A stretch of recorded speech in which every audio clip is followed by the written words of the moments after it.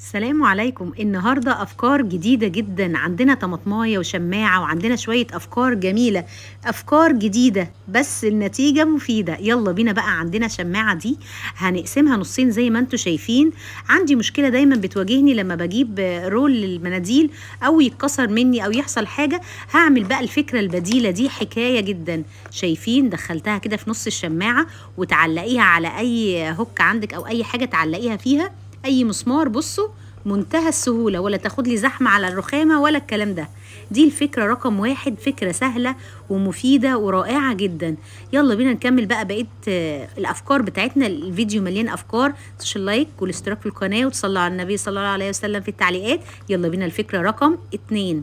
دايما بجيب السمنة، علب السمنة او الكنز، باخد القطعة اللي انتوا شفتوها دي واروح محوشاها، لان هي بتنفعني جدا. عندي مشكلة في الهدوم، عايزين دولاب تاني غير الدولاب الاولاني، فاحنا نعمل ايه بقى؟ هنوفر في الشماعات. هتحطي حاجة ولادك في الشماعة وتروحي حاطة نفس القطعة كده من فوق وتدخلي القطعة التانية. بصوا هوريها لكم اهو. شايفين بدخلها كده بعد ما تعلقي الهدوم والشماعه التانية، بدل بقى ما هم جنب بعض ترصيهم، لا دول هم هيبقوا فوق بعض بس بالطول. بيوفر معايا، مش قادره اقول لك قد ايه مساحه في الدولاب. حاجه كده موفره جدا، فكره هتفيدك قوي. الفكره رقم 3. يلا بينا بقى. عندنا مشكله برضو في الدولاب، تحسي فيه في ريحه كده مش لطيفه، لا وعشان مثلا اي ريحه اي عته اي حاجه تدخل، لا هتعطر لك بقى الهدوم وتخلي ريحتها تجنن. كل اللي هيشم الجواكيت والحاجات دي كلها يقول لك ايه الريحه الجميله دي. هنحط اي معطر على المنديل ونحط القرنفل كده ونبرمهم زي ما انتوا شايفين. شايفين انا ربطتهم ازاي؟ حطيت المنديل ورشيت المعطر وبعدين زي ما انتوا شايفين القرنفل، وهربطه كده زي ما انتوا شايفين في يونكه كده.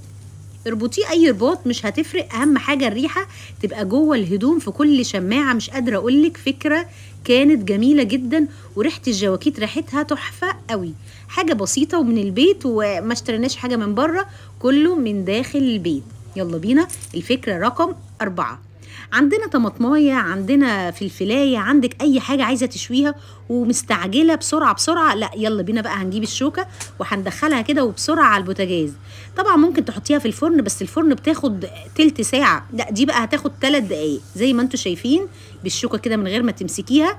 وبقت تحفه اهي زي ما انتوا شايفين. بصوا طلعت ازاي، اتشوت في ثواني. بعمل كده مع البتنجان، مع الفلفل، مع الطماطم. بتدخليها بقى في اي، بصوا عامله لكم فيديو ليها استخداماتها، اتفرجوا على الفيديو الجاي. لو عجبكم الفيديو لايك واشتراك في القناه. حلوين، بحبكم كتير جدا. سلام عليكم.